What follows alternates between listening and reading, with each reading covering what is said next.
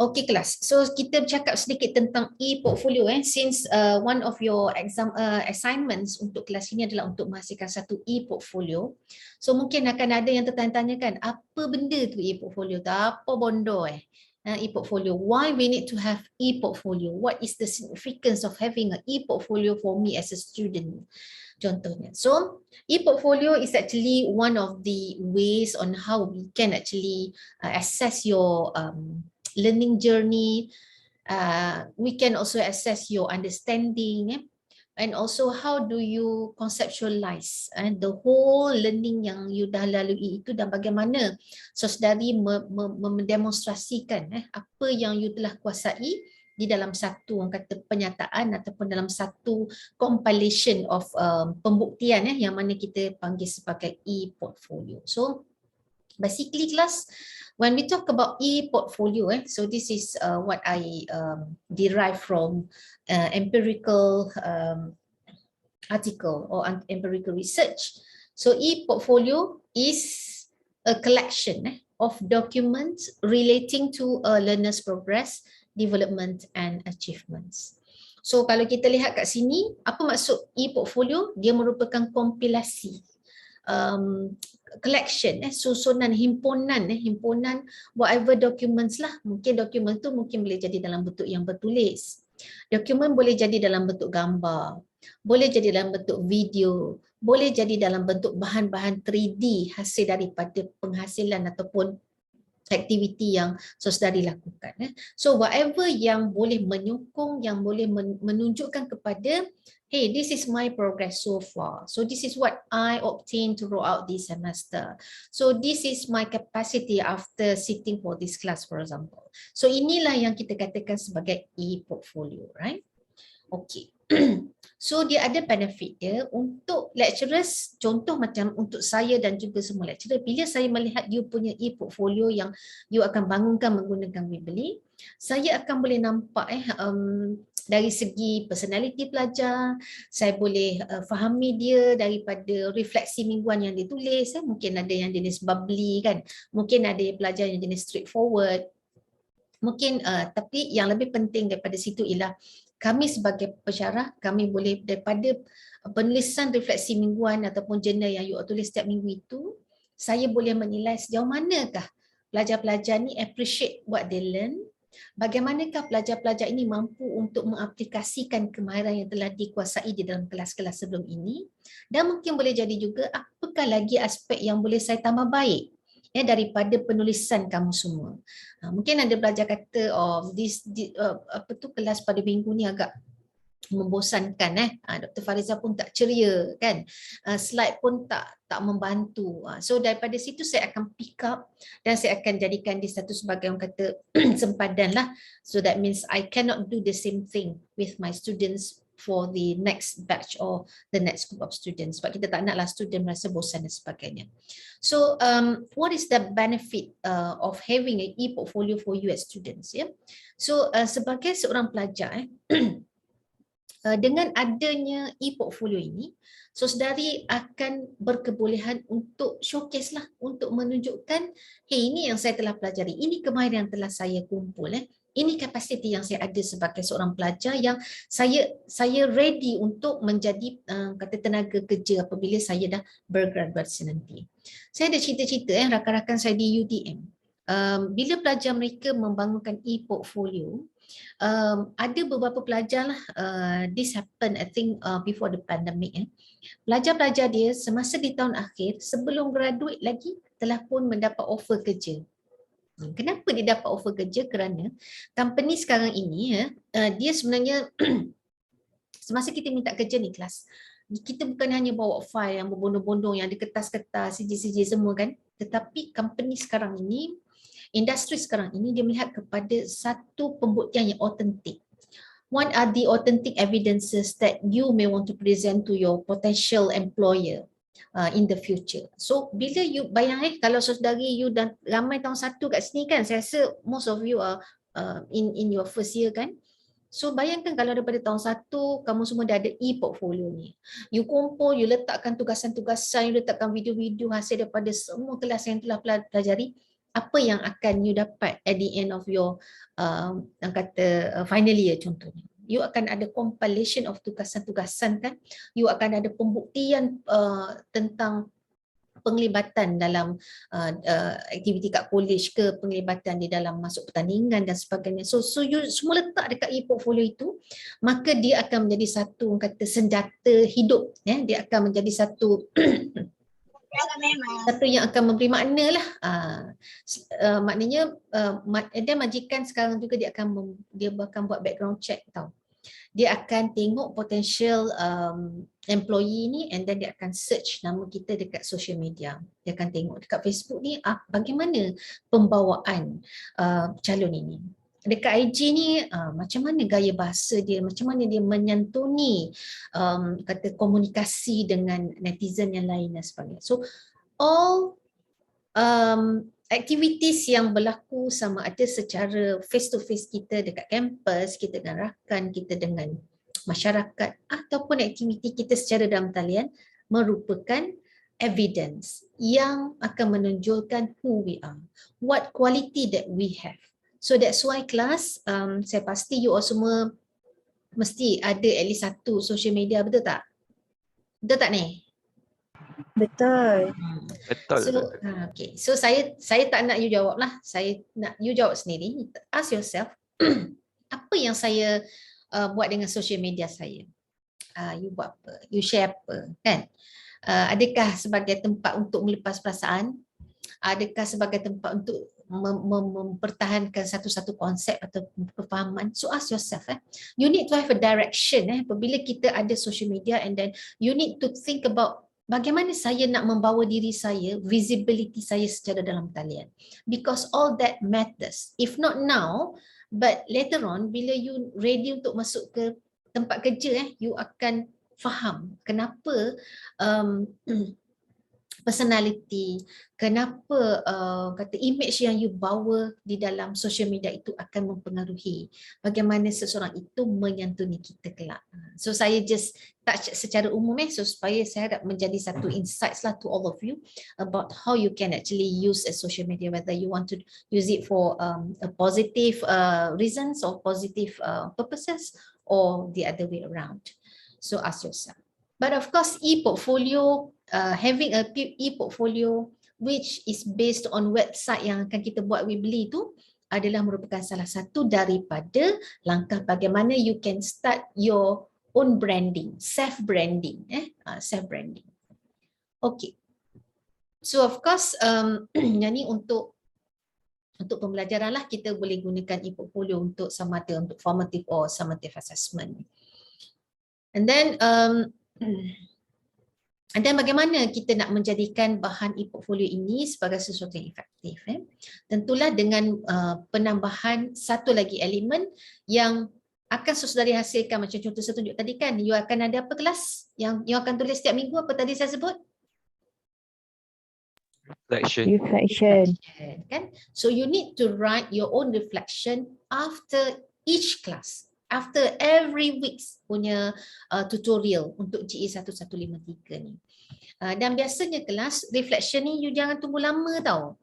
Janganlah tunggu lepas 2 minggu baru nak tulis. Sebab apa? Reflection ni sebenarnya adalah sesuatu yang perlu ditulis secara spontaneous, secara yang segar. Apa yang you rasa pada ketika itu boleh you luahkan terus. Ya, maknanya you cannot wait until weeks.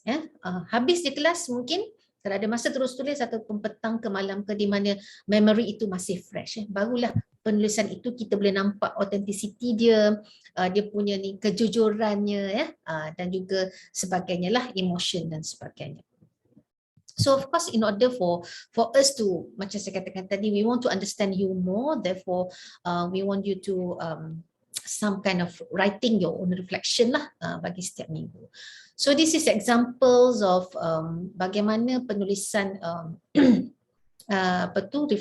reflection berlaku. So yang ini diceritakan tentang bagaimana dia berbincang tentang dengan ahli kumpulan macam mana dia nak menghasilkan bahan augmented reality. Contohnya dia bincangkan pasal tajuk, objektif untuk bahan, sinopsis, pecahan-pecahan tajuk sebab ia akan dipecahkan pada tajuk-tajuk yang kecil kan. And then konsep AR, siapakah target audience daripada bahan AR yang akan dihasilkan, and so on so forth. And then they come up with or she came up with an evidence of the artifacts lah, bahan yang digunakan Kogel untuk di brainstorm dengan rakan-rakan dia. So you may want to put the same thing jugalah kan. And then apart from that, boleh masukkanlah contoh macam ni kan, dia masukkan hasil apa yang dia buat pada ketika itu. Mungkin kalau masa kita kelas face to face kan, pelajar-pelajar akan ambil gambar berkumpulan, setiap minggu ada je muka dia tu kan, dia akan letak dekat dia punya reflection tu. So that's okay kelas, as long as dia menyokong dan menambah orang kata fun, menambah orang kata spice kepada penulisan reflection itu.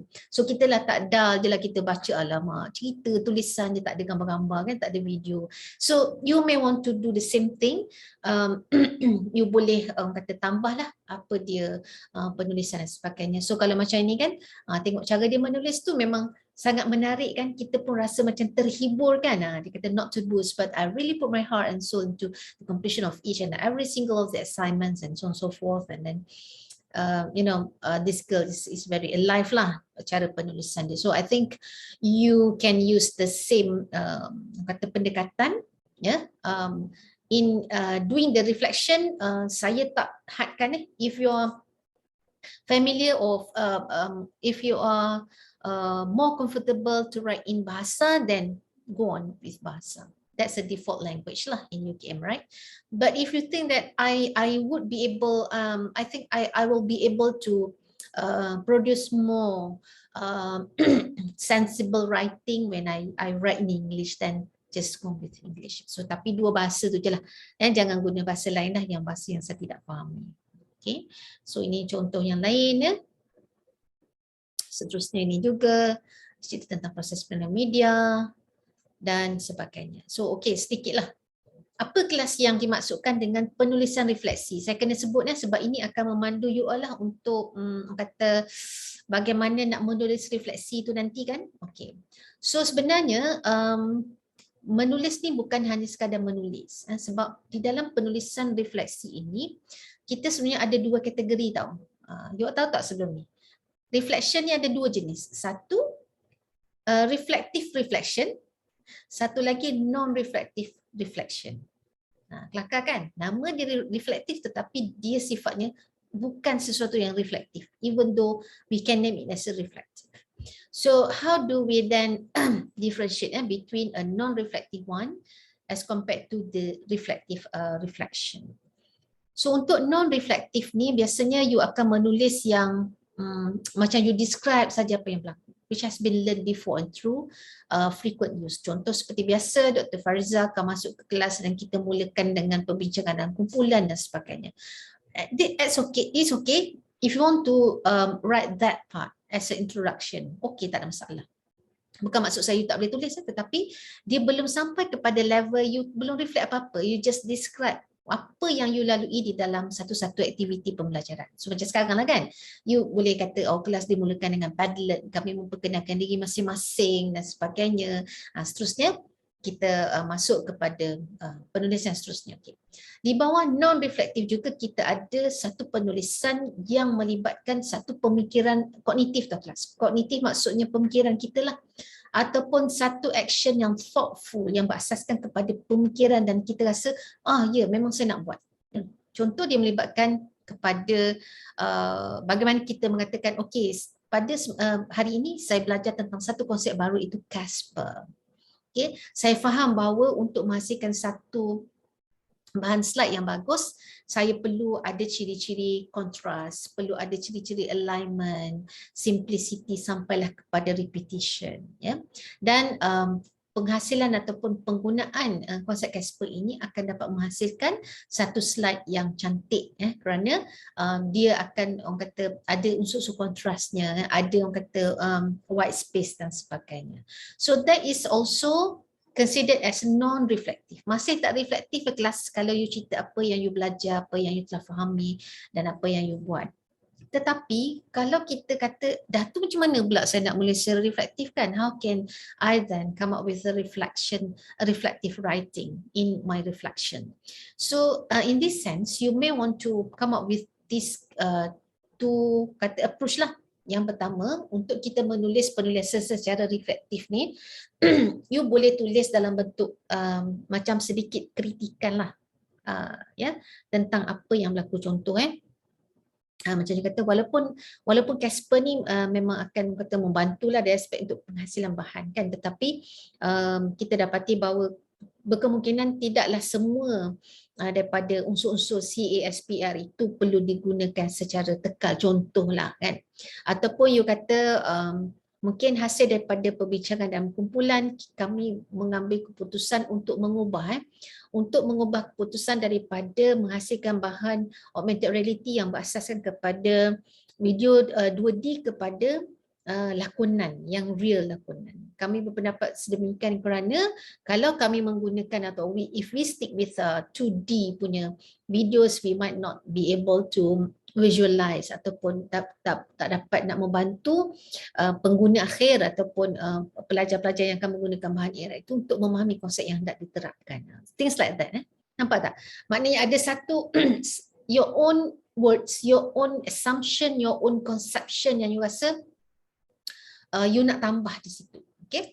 Dan satu lagi ialah tentang transformative learning yang melibatkan apa di kelas? Transformasi dari segi you punya kepercayaan, you punya pandangan, you punya sikap, you punya emosi terhadap sesuatu perkara tersebut. Contoh, macam you kata selama ini saya menghasilkan slides berdasarkan my own guts.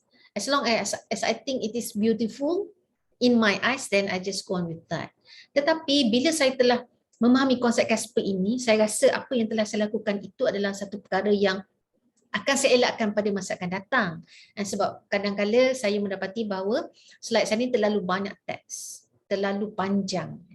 Kadang-kala gerajah yang saya gunakan juga tidak menepati dengan apa di konten yang ada di dalam slide tersebut. So things like that kelas nampak tak? So you boleh kritik apa yang you telah pelajari, and then you boleh juga explain tentang bagaimana in the future kalau saya nak buat ni, I will do things differently and why you want to do it differently.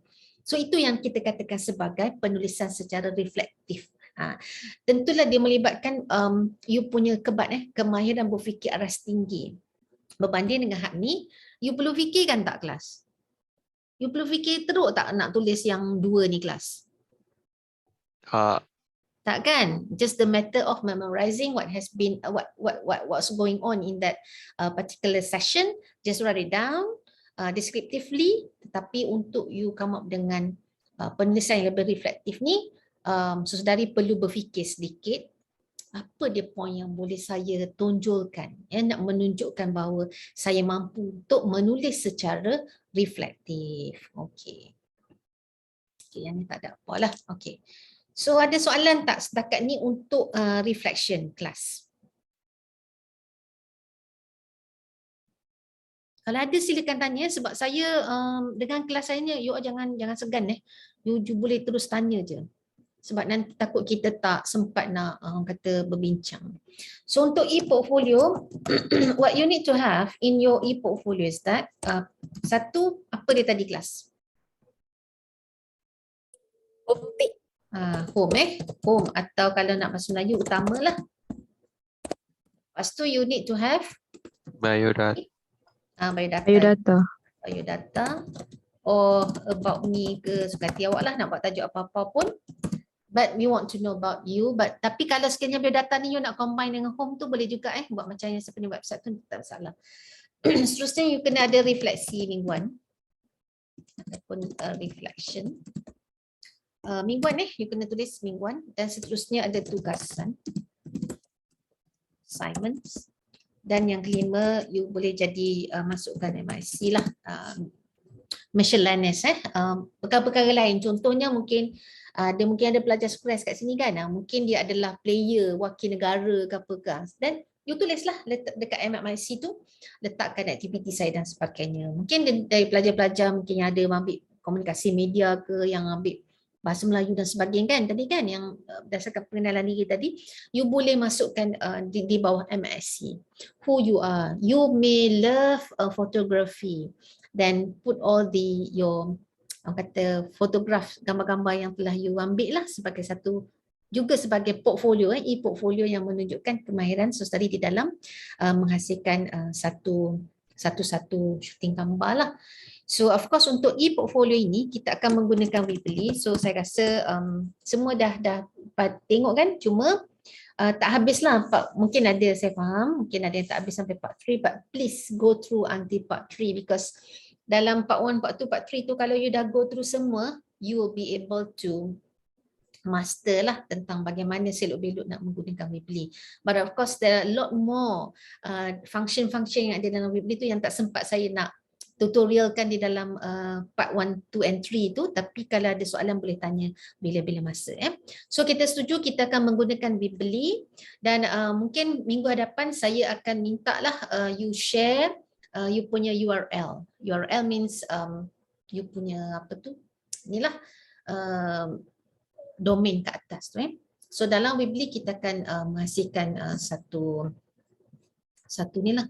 Okay, so sebelum saya ni just Doktor, saya nak tanya. ya silakan.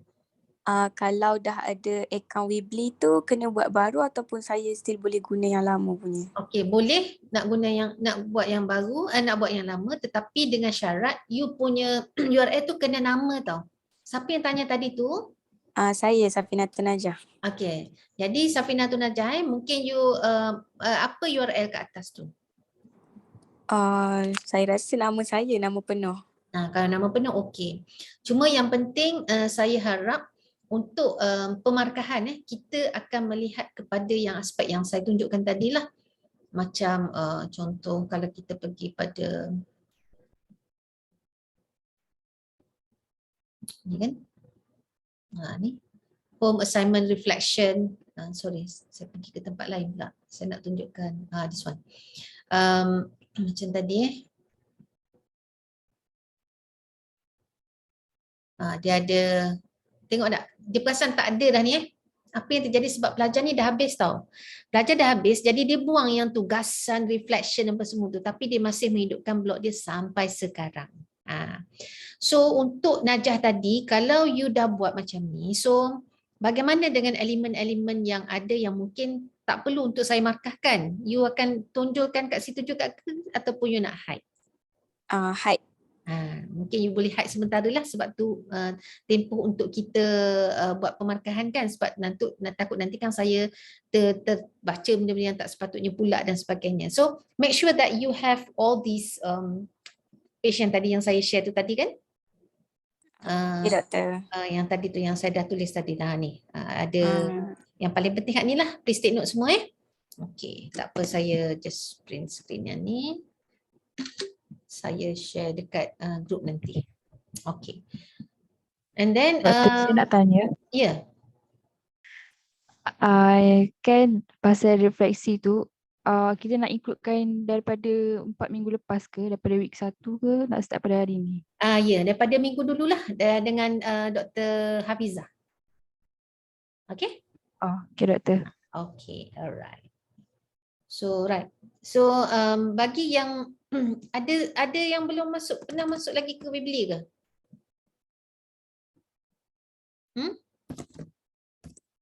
Yang belum masuk ada tak?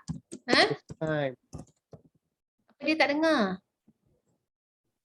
Tak pernah masuk. Ilyas, tak masuk lagi? Masuk lah. Okay, sebelum raya masuk dah?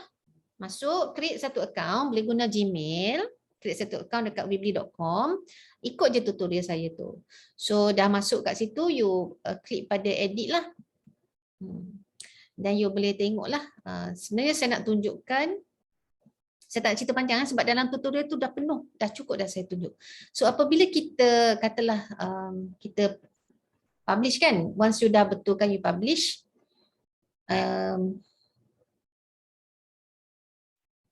bagi yang kata blurnya, blur tak blur, you kena tengok tutorial part 1, part 2, part 3, barulah you akan nampak kenapa saya tunjuk benda ni.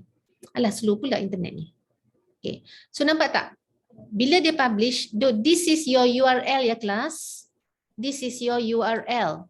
This is your e-portfolio address.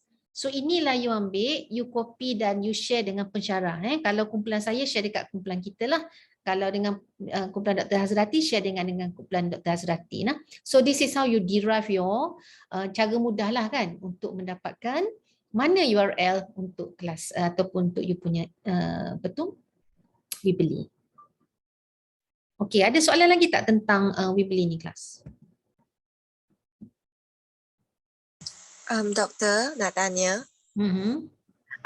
Semasa buka account Weebly tu, dia akan tanya nak atau business. Maksudnya, dengan Weebly tu saya dah buka account, tapi dia akan tanyakan nak buat personal atau buat with business punya Weebly. So maksudnya kita kena buat personal. Ambil personal sebab kalau business punya dia ada macam yang card tu tau, yang untuk jual-jual barang tu.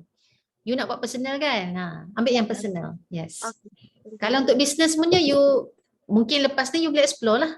Gunalah untuk buat business pula kalau you ada business kan. Okay, thank you. Tapi ambil yang personal Okay. So saya rasa dalam tutorial you dah tengok tak tutorial tu? Siapa yang tanya tadi Ong ke siapa? Ya, saya. You dah tengok dah Ong, I punya tu? Ada. That's why sebab dalam PDF yang lagi satu dia tunjuk yang business punya. Tapi saya ikut yang video lah untuk buka. PDF, siapa yang buat PDF tu? Dalam UKM Folio. Ya ke? Okey. Okey. Soalan-soalan dah kat sini. Ini adalah channel saya lah. You boleh cari Farizah Khalid.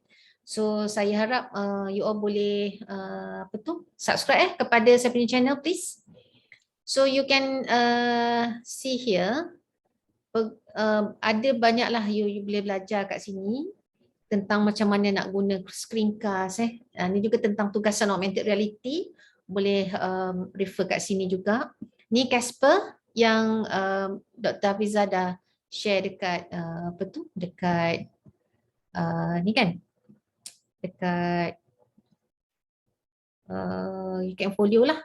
So you boleh tengok cara beberapa perkara lagi lah tentang tajuk-tajuk dan sebagainya. So please subscribe to my YouTube channel ya. Ya, Mai Sarah. Sarah ada nak tanya ke? Alamak. Pasal Weebly tu kita nak guna email siswa atau personal? Kalau saya terpulanglah, you all guna mana? Email yang selalu diguna pakai. You all guna email siswa tak? Guna. Tapi saya tak pasti sebab gini, kalau you plan nak gunakan lama macam yang Kamarina tadi kan, dia dah graduate dah pelajar tu tapi dia masih gunakan. So kalau you guna UKM punya, siswa punya email, bila you graduate, you tak boleh akses dah pada email tu kan. So apa jadi kalau you masih nak kekal nak gunakan Weebly tu tapi email dah tak boleh masuk. So kalau saya lah, saya nasihatkan you guna Gmail. Guna Gmail saya tak masalah. Email apa pun, yang penting kita nak URL sahaja. Ya, yang penting kita tak nak tahu you guna email apa. Cuma dari segi pengurusan lah, you kena email tu sentiasa orang kata diguna pakai lah ataupun actively use lah. Boleh Sarah? Ya doktor, terima kasih doktor. Okey, ada lagi soalan tak? Saya supaya jelaslah tentang e-portfolio ni. Ada soalan lain tak?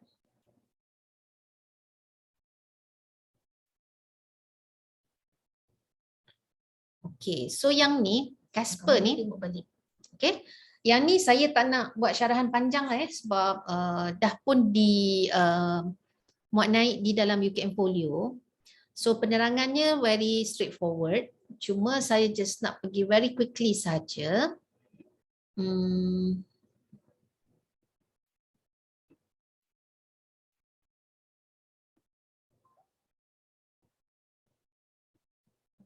Tentang bagaimana you boleh create a good graphic design. Dia kaitan dengan Casper jugalah. Okay, cuma sedikit penambahan ni kelas. Whenever you want to produce a good graphic design, one of the main or important elements that you need to put into consideration is actually related to a typography punya element.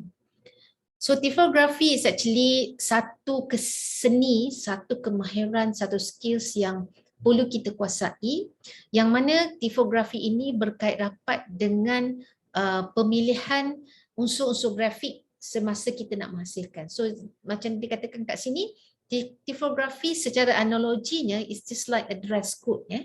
Dress code. Contoh kalau kita nak pergi dinner kan, okay, kita akan tanya dress code semi formal ke formal ke traditional ke kan.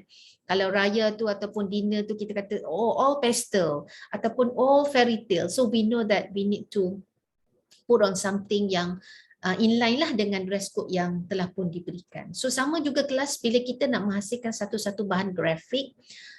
Cuk, bahan grafik ni apa kelas? Contoh dia apa bahan grafik? Anyone wanna try? Can you name me one of the examples of graphic material?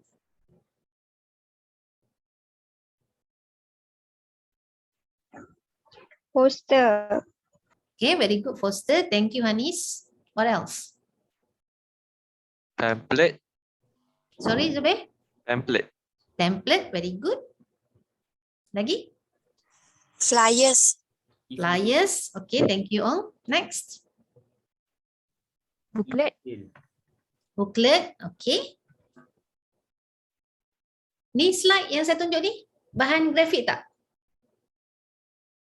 Yes, graphic. Yep. Okay, kan? Okay. So whatever yang melibatkan adanya teks, adanya sedikit gambar, ada penggunaan gabungan warna. So itulah yang secara umumnya kita katakan sebagai bahan-bahan grafik.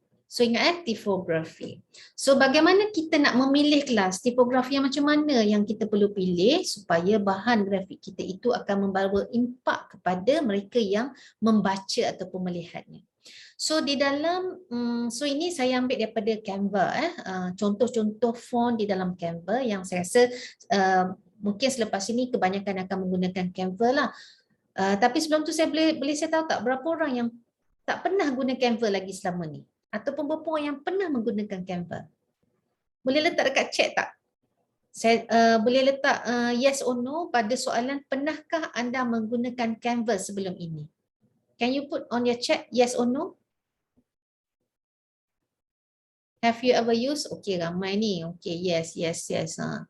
Rawani, Suresh, Aisyah, semua yes. Okay, ramai ni guna yes. Okay. Tak apa, yang tak jawab no tu, tak jawab yes tu maknanya mungkin dia no kah? Tak apa, tak masalah ya. Okay. So bagi yang thank you so much. Okay, bagi yang rasa macam belum pernah I highly recommend you go to Canva. Create satu account kat situ dan you boleh come up dengan all kinds of graphic materials daripada business cardnya kepada card, kepada slide, kepada template, kepada booklet, kepada ebook. Name.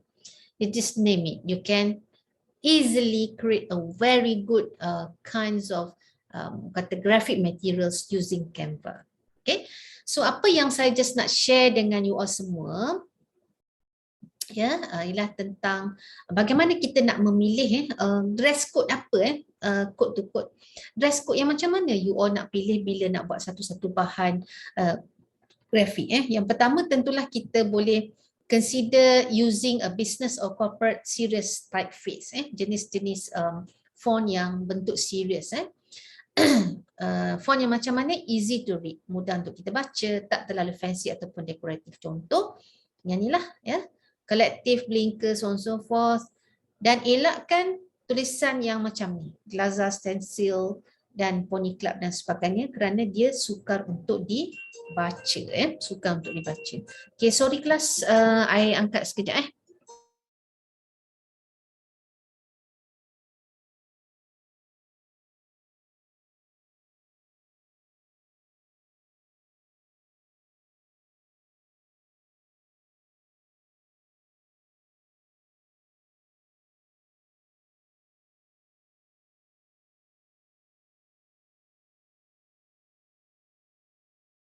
Okay, sorry So seterusnya kita boleh juga kalau untuk certain occasion kan kita boleh consider juga untuk menggunakan typeface yang kata catchy lah. Contoh dia guna Lobster, Pacifico, Cabin Sketch. Tapi kalau boleh kita letakkan tulisan-tulisan yang macam ni lah. Yang ni sesuai untuk macam kita buat sign, signature dan sebagainya kan. Kita nak guna untuk logo. Tapi kalau kita nak lebih sesuai, kita pilih font yang sedemikian. Kita mungkin juga boleh go for a minimalist.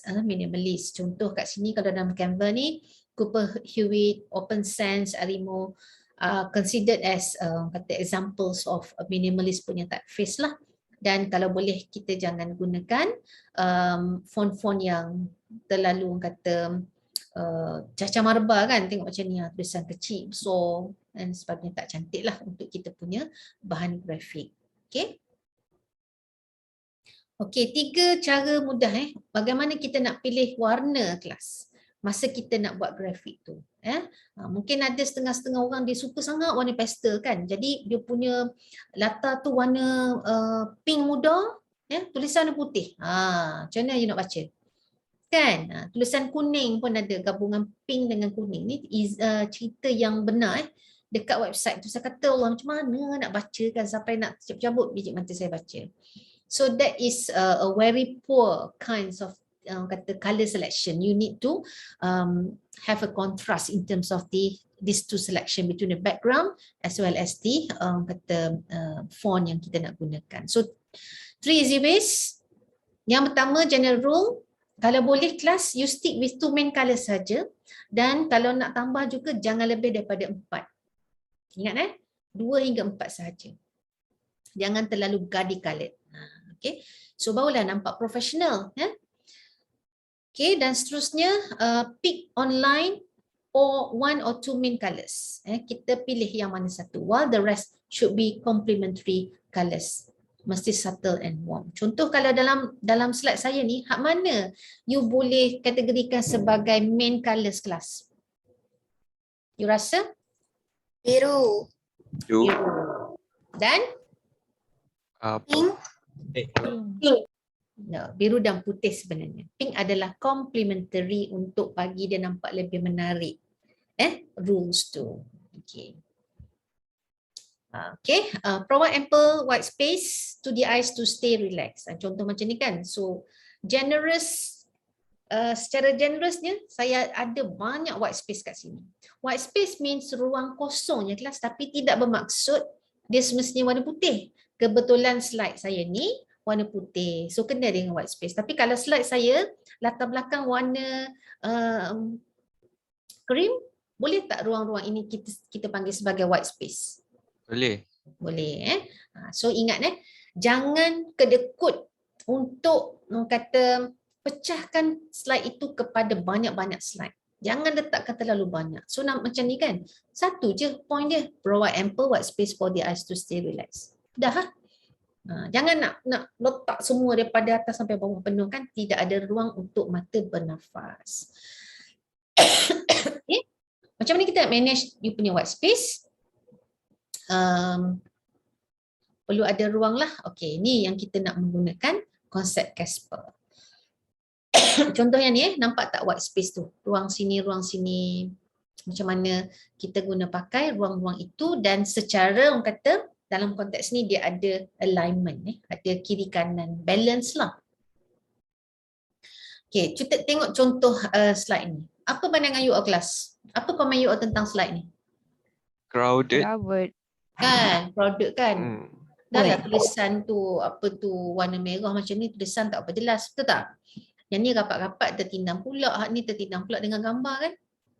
So, how can you then come up with a better looking slide daripada maklumat yang sama? Let's look at the next one.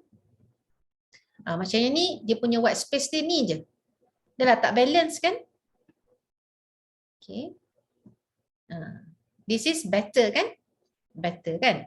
Sebab gambar tu dia dekat sini, ada ruang. Tajuk pun tulisan dia mudah untuk dibaca. Dan juga tulisan ni pun mungkin mudah dibaca. Dia ada ruang lah, kiri, kanan, atas, bawah. So nampak tak sort of the balancing between all this white space. You have kata a small space on your right as well as on your left. Okay.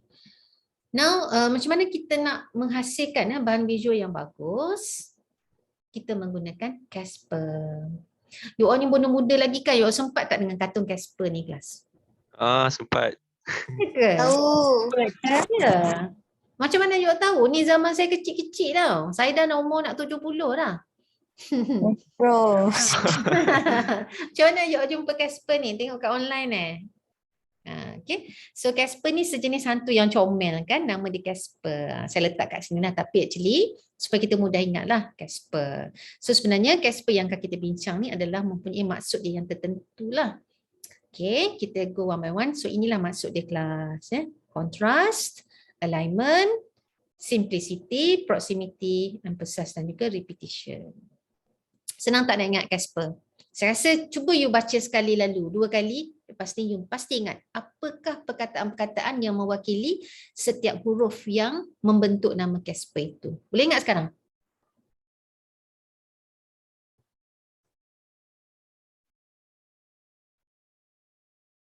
Okey, boleh hafal saya rasa dah boleh ingat kan? Nanti test yourself lah. Tulis Casper, ingat, C apa sampai pada R. Okay, now let's look at the first one, kontras. Kontras maksud dia perlu orang kata berlawanan lah kan. Sama ada kontras bagi apa kelas? Warna, image dia dan juga tipografi ataupun font yang digunakan.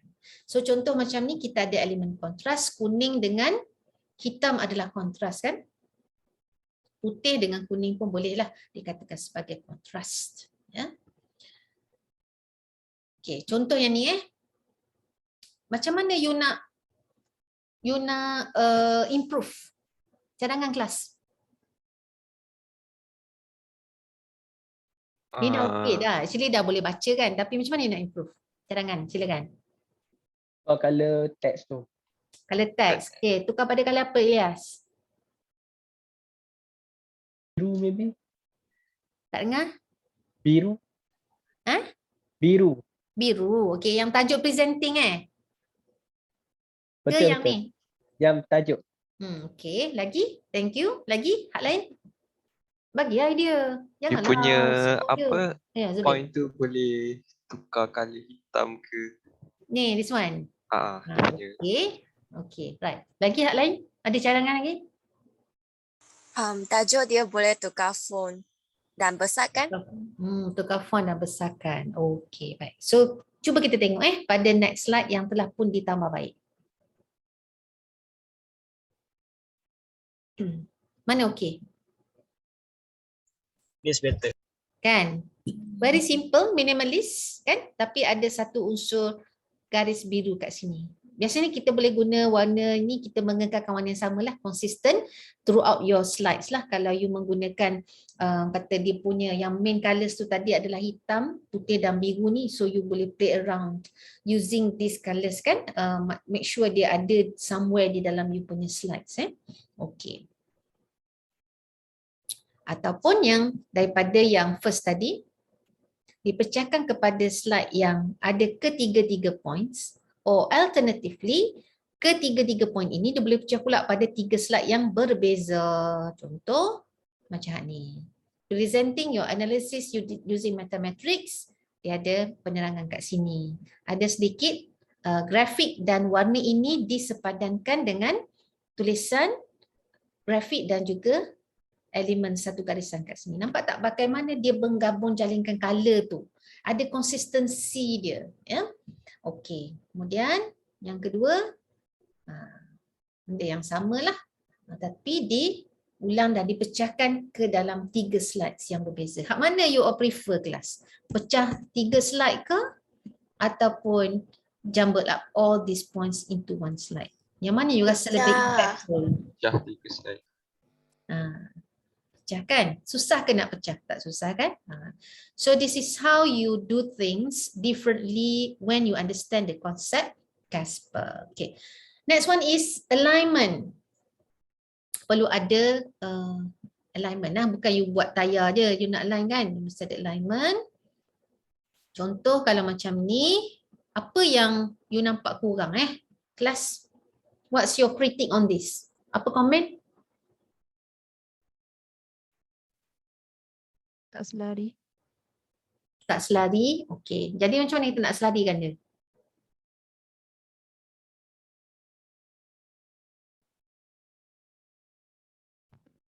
Perlu type balik. Type balik. Yang mana? Hak ni nak type balik? Yang design tu tak. Okey. Oh, okey. Ni sebenarnya dia print screen daripada MVivo. Okey. So macam mana kalau boleh kita improve a bit? Contohnya, notes tengah-tengah dan ada penerangan dalam kotak dan di sebelah ni ada satu kotak lain. Better, right? But still not the best lah. But better, betul tak? Okey, seterusnya kita ada simplicity. Apa maksud simplicity? Ni with C bukan simplicity with S. Simplicity dengan S tu you boleh cari kat Watson lah. Okay. Easy to understand. Simple. Mudah. Tengok terus dapat maklumat, terus faham. That's the simplicity. Contoh, okay, macam yang ni kan. Yang ni dia tulisan apa tu nampak bertindan-tindan dan sebagainya kan. Is this a good one? No. Mungkin orang kata is a state of art lah kan, seni sikit lah. Sebab tu kita nak ada macam ni. But actually, it might not be the best one lah sebab dia susah untuk dibaca dan difahami. So why don't you use this one? Hak mana lagi catchy kelas? This one. Kan? This nampak, one. Nampak fun tak? Nampak inviting tak dia punya apa tu slide ni? Yes. Kan? Sebab apa? You boleh play around, contoh creators of great website. Saya boleh je guna font yang sama, color yang sama. Tapi dia tak ada impact. So saya pecah pada dua color. Saya buat creators of, yang ni saya besarkan sikit dia punya font, tetapi sebab apa? Sebab saya nak selarikan ni penghujung dia dengan yang kat bawah ni. Dan kat bawah ni dia punya font dia lebih kecil, tetapi dia masih dalam satu alignment, simple. Dan ada satu garisan dan ada kata satu grafik yang mungkin more or less related dengan apa tajuk dia, itu creators of great website kan, macam dia buat construction lah, walaupun dia taklah guna tukul gergaji semua kan, but we know that great website is about a process of developing a website. So ini lebih cantik lah berbanding dengan ini kan. So this is how you play around with typography and then alignment dan sebagainya. Seterusnya kita ada unsur-unsur proximity. Proximity means ada ruang distance di antara teks dan juga grafik yang nak kita hasilkan. Contoh macam dalam slide ini pun kita ada ruang di sini ruang atas, ruang bawah dan sebagainya lah. So kita taklah kita letak dekat-dekat dan sebagainya. Ruang juga kiri kanan pun ada dan sebagainya. Okay, so ini contoh contoh slide. Apa yang you nak komen pasal slide ni?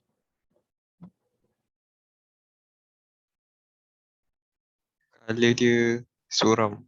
Tak best.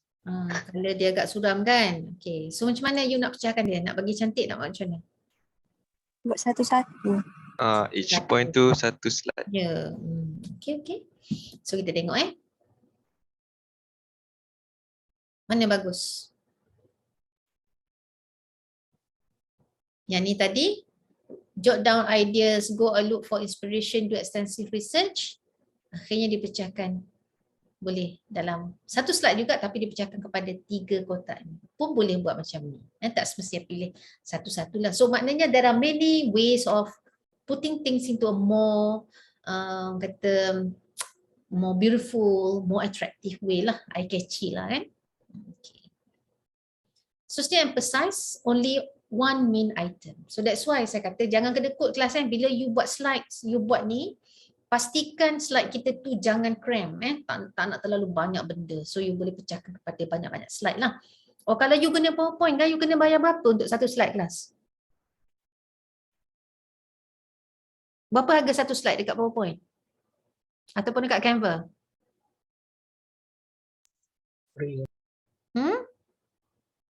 Kami guna slide Go. Guna yang free. Slide Go ke apa ke? Berapa you kena bayar untuk setiap slide yang you tambah? Bayar tak?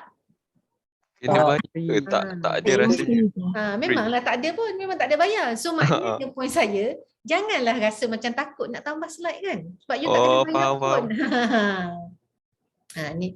Maksudnya bila benda tu free kan, you as much as you can put your, kata rule of thumb ialah satu slide satu elemen, satu slide satu point, satu slide satu maklumat. So macam tu barulah kita tak rasa macam serabut. You pun nak present pun lebih orang kata relax kat kelas kan, taklah tengok ish mana lagi yang saya belum explain dan sebagainya. So dia akan memandu you punya presentation one by one. Okay, so yang ni ni lagi lah Caca Marbah kan, tengok tulisan hak ni dah lah font macam ni warna hitam, hak ni warna biru, ni merah warna hitam pula, lepas tu font dia lain pula, ni gambar ni pula duduk kat sini macam sebut tak kena kan, memang tak cantik lah. Memang kalau macam ni saya bagi bukan setakat apa tu E, saya bagi Z macam tu ya, tak cantik. So kalau dicantikkan apa jadi? Nampak tak? Nampak dia ada sedikit unsur-unsur colour kat bawah ni, nampak more professional kan, betul tak kelas? Betul. Nampak more professional kan? Okey, ada gambar, ada elemen gambar, ada tulisan sedikit. Gambar itu pun menerangkan kepada aktiviti ataupun penerangan di dalam teks. Dan faktor yang mempengaruhi. Dan yang terakhir adalah repetition, perulangan, yang mana kita perlu ulang penggunaan dari segi color dia, image yang kita gunakan, font yang digunakan. So kalau you perasan untuk setiap perkataan Casper tu tadi saya menggunakan repetition. Apa dia unsur repetition yang saya guna dalam slide saya kelas?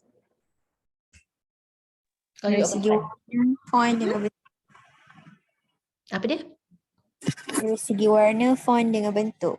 Kan, perasan kan? Saya ada warna bulat kuning, tulisan dia warna putih dan penerangan kecil tu warna hitam. So consistently saya gunakan throughout the slides daripada C sampai kepada Art Casper tu. So itu salah satu juga contoh repetition. So contohnya macam ni kan? Apa komen? Gelap. Gelap lagi? Serabut. Serabut. Sebab apa serabut? Sebab color Image belakang tu bertindih. Image belakang ni elakkan kalau boleh jangan ada image di belakang you punya slide ataupun di belakang you punya template ke poster ke, jangan buat macam ni. Tak cantik pun. Kalau you nak letak grafik, pastikan grafik itu ada ruang dan juga diberi orang kata attention yang sewajarnya. Kalau you letak kat belakang ni orang tak tahu nak tengok nak tengok atas kan, nak tengok bawah kan. So you are not giving a justice kepada grafik tersebut. So macam mana you nak bagi dia lawa sikit? Nampak? Yang mana bagus kelas? Hak ni nampak hebat lagi kan? Ya. So ada tajuk what is creativity dan ada point dan dia nomborkan pula. Jadi jelas kita nampak ada 3 points yang menerangkan tentang creativity. Kita boleh kekalkan gambar yang sama tetapi dia tidak ditindankan dengan tulisan. Jadi kita nampaklah kan gambar ni boleh menjadi satu mungkin inspirasi. Mungkin dia nampak dalam creativity ni ada unsur-unsur pemikiran, idea, design, creative planning, concept, innovation, so on so forth. Okay? So ini saya menggunakan gabungan warna utama adalah putih, merah dan biru. Okay. So always remember Casper. Okay. So itulah antara Caspernya saya permudahkan. Mungkin you boleh tengok juga rakaman yang ada di dalam UKM Folio ataupun dekat website, dekat YouTube saya itu tentang Casper juga. But more or less saya rasa konsep dia lebih kurang sama lah kan. So okay kelas, sebelum kita berakhir, apa dia main point yang you dapat daripada kelas pada hari ini? Mungkin boleh letak dekat chat sikit. Apa di antara point yang you rasa you pelajari pada hari ini? Mungkin something new ke? So bila you tulis tu you ada point lah untuk tulis reflection kan? Boleh tak share dekat chat sikit?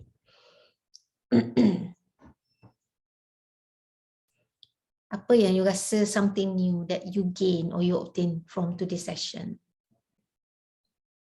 Silakan.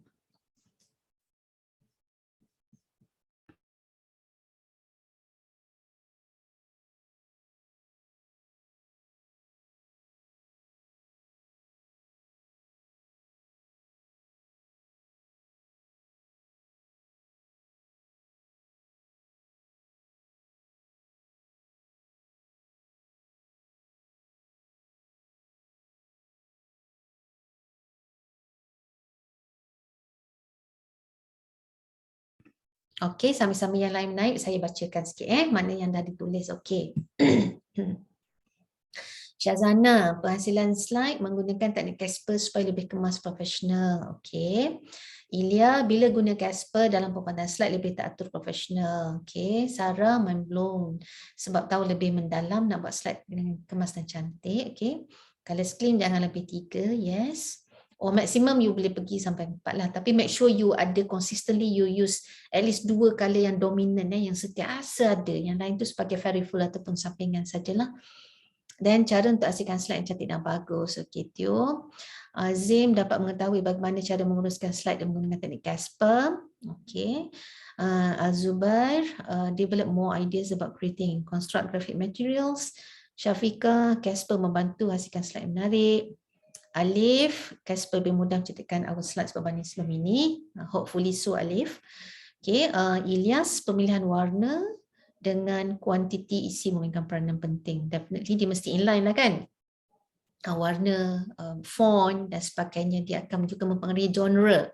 Genre yang ada lah. And then Shalin, pemilihan font yang betul menggunakan teknik Casper menghasilkan sesuatu yang lebih kemas. Okey. Melalui pembelajaran hari ini saya lebih memahami penghasilan slide. Boleh cantik dan kemas bila nak present pada orang lain. Definitely. Gan mengetahui bahawa penghasilan slide cantik dan kemas menggunakan teknik Casper. Intan, mencantik memudahkan pembaca dan menjadi penyedap mata. Definitely, ya, definitely. Safinatun, Casper bantu mengemaskan slide lebih teratur. Alia, sebenarnya nak buat slide, it's easy, tak susah. And then kita belajar buat cara yang sangat mudah dan cantik. Yes. And then Farah, teknik Casper membuat slide yang nampak proper, tak serabut profesional. Dan sendiri dapat menampakkan slide lebih profesional, lebih menarik, minat untuk orang tengok. Okay. So basically memang itulah sebenarnya yang kita harapkan bila you menguasai kemahiran pengetahuan tentang Casper ini, maka yang paling penting kena apply lah. And application might not be necessarily has to be in our class. Mungkin boleh jadi untuk presentation minggu depan juga dengan kelas lain dan sebagainya. So make sure you guna konsep Casper ini. Then you will see the difference lah in terms of your satisfaction, your confidence kan. Nak present slide punya cantik pun walaupun mungkin point tak berapa nak banyak sangat, tapi you punya slide tu impressive dan dia mungkin boleh cover lah sedikit sebanyak dia punya flaws yang ada dalam you punya presentation. Okay. So saya rasa itu saja kelas. Saya pun terpaksa mohon diri lebih awal lah. We'll stop around 2 sebab saya ada kelas lain selepas ini. Saya nak solat sekejap, takut tak sempat. So but anyway, I do hope that you enjoy being in this class for today lah. So this is our first time jumpa kan, boleh tak kita ambil gambar satu kelas? Can you just